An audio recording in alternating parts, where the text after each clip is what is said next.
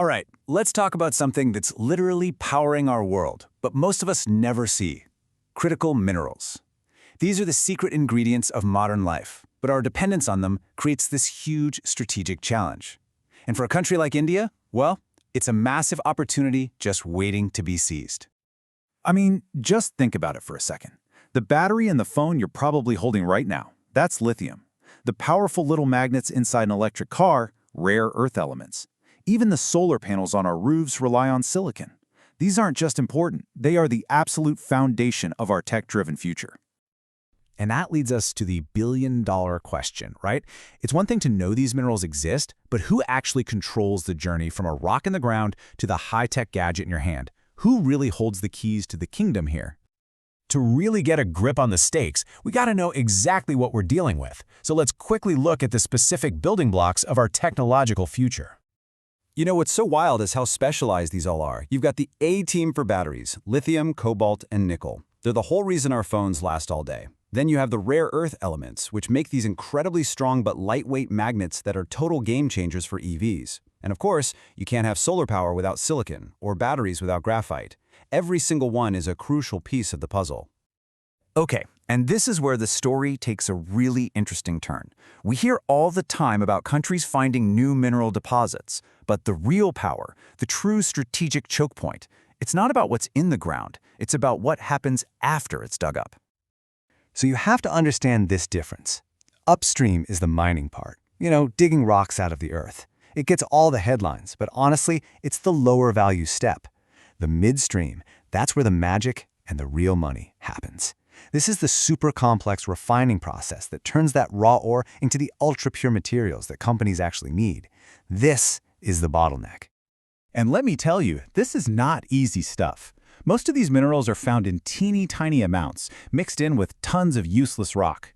Getting them out means using crazy high temperatures, powerful acids. It's a highly technical, multi-step science. It's difficult and it is very, very expensive to do at scale.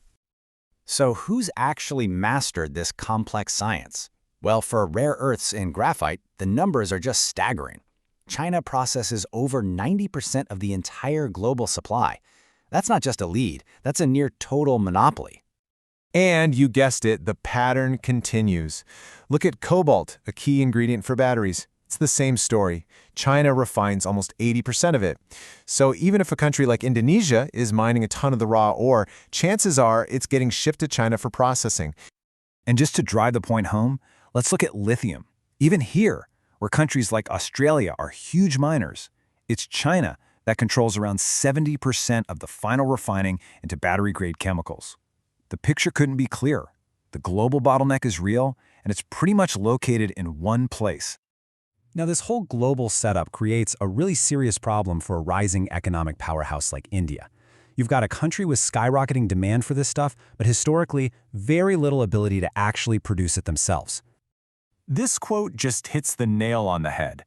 It perfectly explains the trap. If all you can do is mine, you're stuck. You end up exporting your cheap raw materials only to have to buy back the expensive, finished products that were made from them. That's not a winning strategy. And when you look at India, the numbers are stark. For the absolute core of modern battery tech, lithium, cobalt, and nickel, the country is 100% reliant on imports. 100%! That's a massive vulnerability for its ambitions in green energy and high-tech manufacturing. And if we zoom out to the 30 minerals that India has officially declared critical, the picture doesn't get much better. The country only has some real commercial processing ability for 7 of them. And even for those 7, the capacity is often not enough or not pure enough for the most advanced applications. There is a huge gap to fill.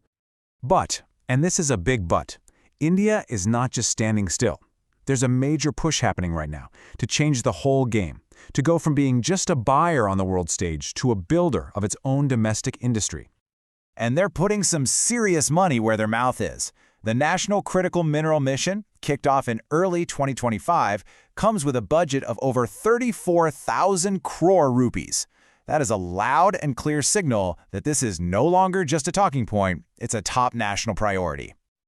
So where's all that money going? Well, it's targeted at the biggest weak spots. There's a huge need for specialized technical know-how, for stronger bridges between research labs and actual factories, and for a real ecosystem to recycle all our old electronics, what some people call urban mines. And maybe most importantly, you need a skilled workforce of engineers to run the whole thing. So really, it all boils down to this clear three-part plan. First, invest in the brains, the R&D, and the skilled people. Second, get smart about your waste by building a world-class recycling system. And third, be strategic about it. Don't try to reinvent the wheel. Forge partnerships with other countries to get the best technology and secure raw materials. So, the plan is in place, the money is allocated. But this is a long and winding road.